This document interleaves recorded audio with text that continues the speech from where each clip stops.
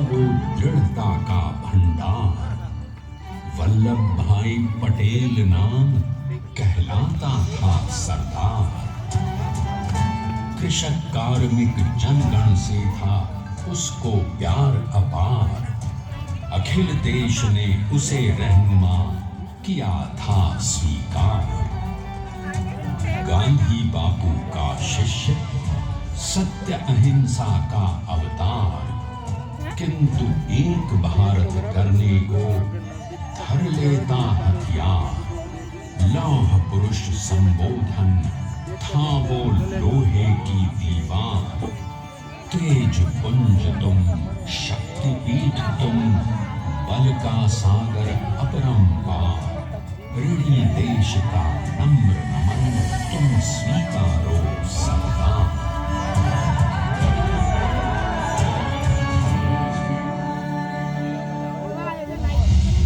1857 में अंग्रेजों को ललकारने वाले पहले स्वतंत्रता संग्राम के एक सक्रिय सिपाही थे झवेर भाई पटेल। करमसद गांव के इस बहादुर देशभक्त किसान और उनकी पत्नी लाड भाई के 5 बेटों और 1 बेटी में से चौथे पुत्र थे वल्लभ भाई। बालक वल्लभ ने करमसद के बाद नडियाद से अपनी हाई स्कूल की शिक्षा पूरी की। फिर 13 साल की उम्र में उनकी शादी भी हो गई, छोटी सी झवेर बाई से। 2 बच्चों, बेटी मणिबेन और बेटे डाया भाई को जन्म देने के बाद झवेर बाई असमय ही चल बसी। सदी बदलने और 20वीं सदी आने पर उनका जीवन भी एक चमत्कार की तरह बदला। प्लीडर का इम्तिहान पास करके वो वकालत करने लगे। पहले गोधरा, फिर आणंद और उसके बाद अहमदाबाद में। मगर जल्द ही वकालत छोड़कर वो बैरिस्टर बनने की इच्छा से इंग्लैंड चले गए।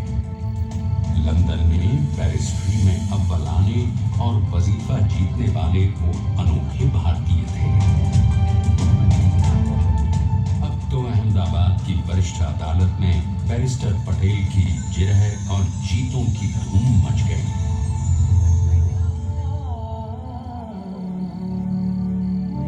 तभी एक युग पुरुष ने वल्लभ भाई के जीवन की धारा ही बदल दी।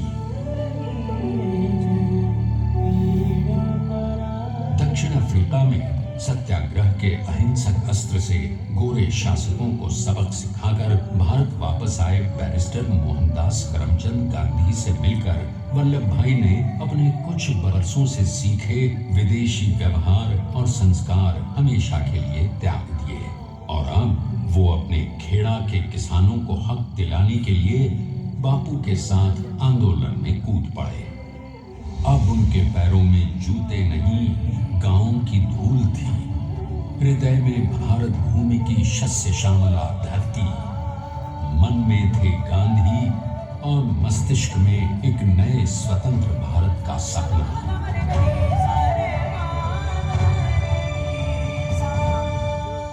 तभी बारडोली के मजबूर मजलूम किसानों की यातना का समाचार उनके पास पहुंचा। तुरंत वल्लभ भाई वहां पहुंचे और यूं शुरू हुआ भारत का सबसे बड़ा और सफल किसान आंदोलन बारडोली। वल्लभ भाई ने बारडोली के 87,000 किसानों को ऐसा अटल अडिग अचल मनोबल दिया कि अंग्रेजी सरकार हिल गई और 1 बरस के बाद उनका लगान माफ कर दिया गया। अब तो पूरे देश में लोग वल्लभ भाई के नाम की कस्में खाने लगे। स्वयं महात्मा गांधी ने कहा, अब वल्लभ भाई मेरे शिष्य या साथी नहीं, सारे देश के सरदार हैं और देश को मिल गया एक अनोखा असरदार सरदार।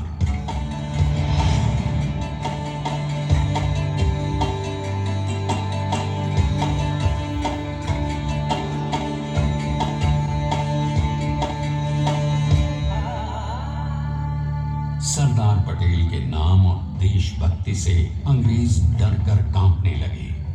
1930 के नमक सत्याग्रह और दांडी कूच में वो बापू से भी पहले गिरफ्तार किए गए। तो सन 1932 में फिर उन्हें बापू के साथ ही जेल में 2 सालों के लिए डाल दिया गया। मगर आजादी के दीवानों को, स्वतंत्रता के परवानों को कौन गिरफ्तार कर पाया है?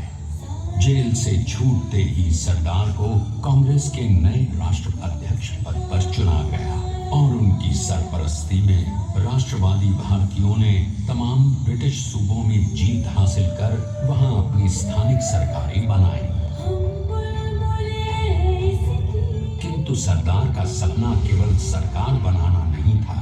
उनका स्वप्न तो था एक ऐसे नए भारत का जहां हर रंग, हर रूप, हर जात, मजहब, तबके का हिंदुस्तानी एक साथ मिलकर एक ऐसा नया भारत बना सके जहां पूर्ण स्वराज के साथ सारे समाज को गरीबी, अशिक्षा, छुआछूत से भी आजादी मिल जाए।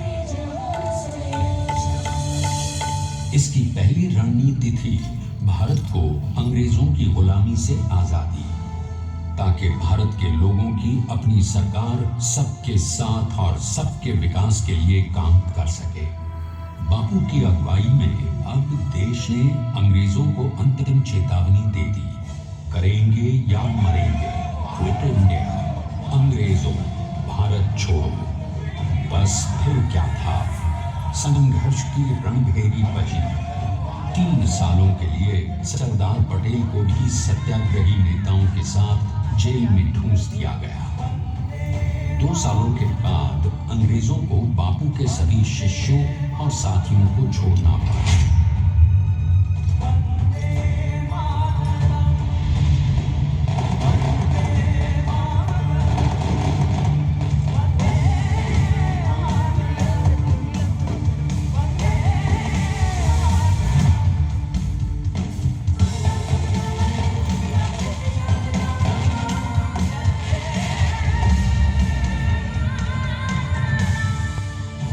स्वतंत्रता के स्वप्न के सच होने के साथ अब सरदार पर कई एक नई जिम्मेदारियां थीं।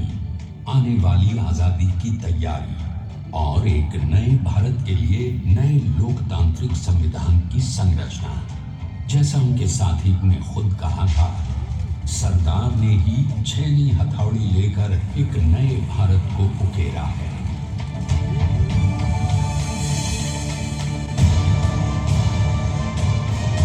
स्वाधीनता तो प्राप्त हुई, लेकिन खंडित भारत में ही उठते विभाजनवादी अंधकार को अभी दूर करना था।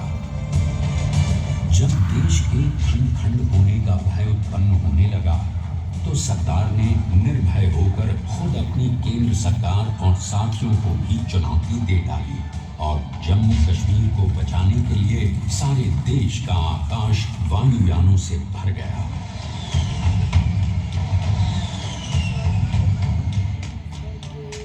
और फिर हैदराबाद और जूनागढ़ के भारत में विलयीकरण को पाकिस्तान से चुनौती मिली। सरदार चाहते थे कि देश की 1 इंच धरती अब और विभाजित नहीं होनी चाहिए। नए भारत को एक करने के लिए समझा बुझाकर, मना कर 565 रियासतों को सरदार ने अपनी सूझबूझ, सदाशरिता, संबल से एक नए स्वतंत्र भारत का अभिन्न अंग बना लिया।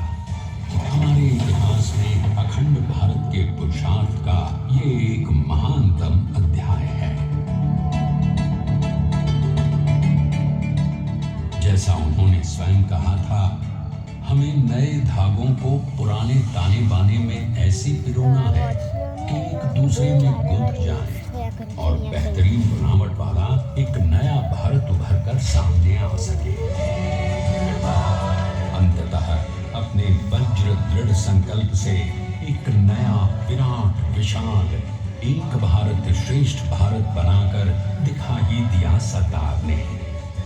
संसार के सबसे बड़े प्रजातंत्र के शिल्पी को प्रणाम करने के लिए देश ने बनाया है ये समर्थ स्मारक। स्वाधीन भारत को समर्थ भारत में बदलने वाले सरदार पटेल को समर्पित प्रेरणा तीर्थ भी है।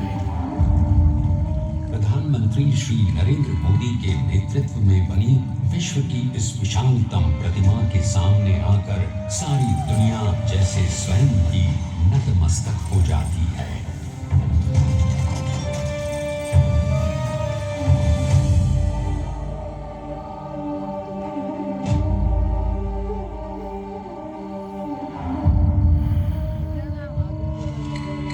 देश को बना गया वो अमित अटल,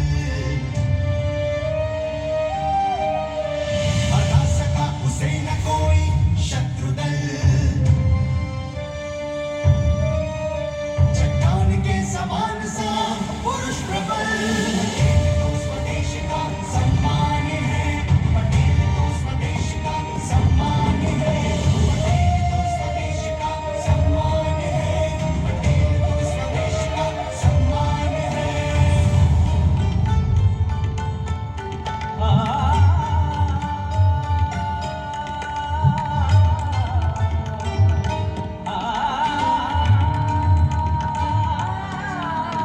ऊंचाइयां आकाश को छुए हुए, गहराइयां समुद्र के लिए हुए, कदम अधिक जमीन पर जमे हुए, पटेल अपनी आने वाली शान है, पटेल अपनी आने वाली शान है, पटेल तो स्वदेश का सम्मान है, पटेल तो स्वदेश का सम्मान है, स्वदेश का सम्मान है।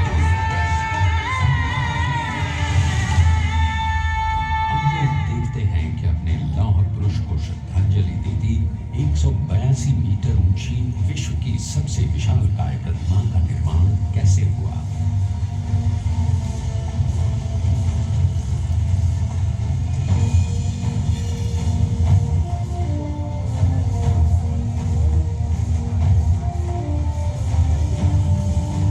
गगनचुंबी इस अद्वितीय अभूतपूर्व प्रतिमा को बनाने के लिए सबसे पहले नदी पर 4,500 क्यूबिक मीटर का राफ्ट बना और फिर सीधा 600 फीट का कंक्रीट का कोर बनाया गया।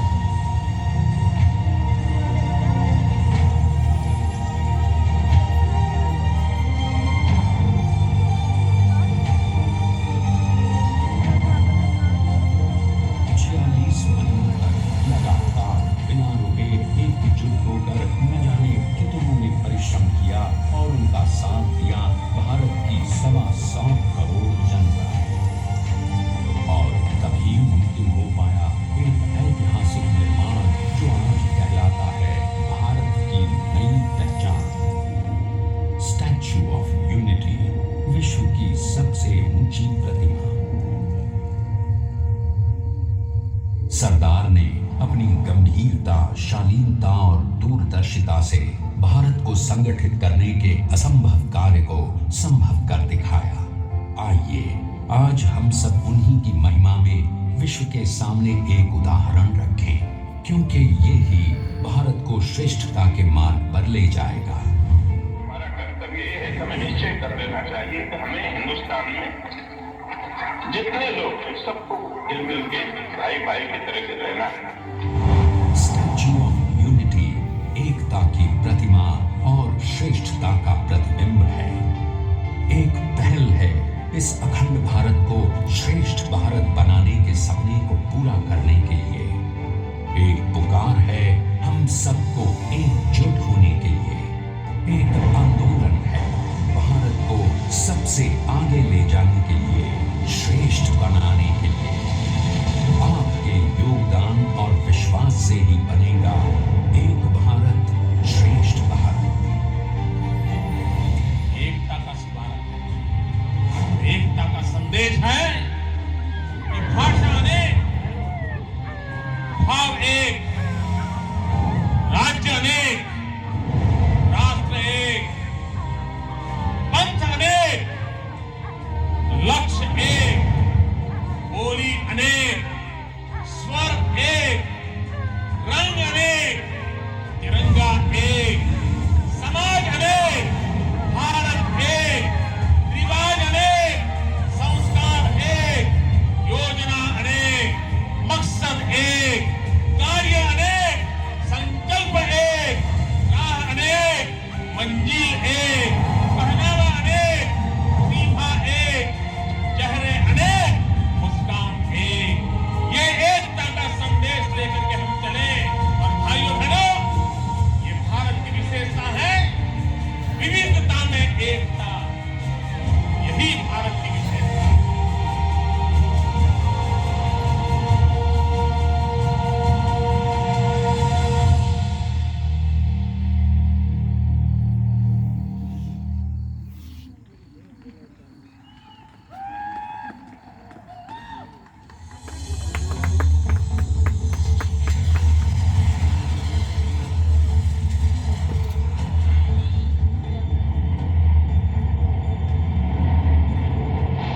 Please stand up for the national anthem.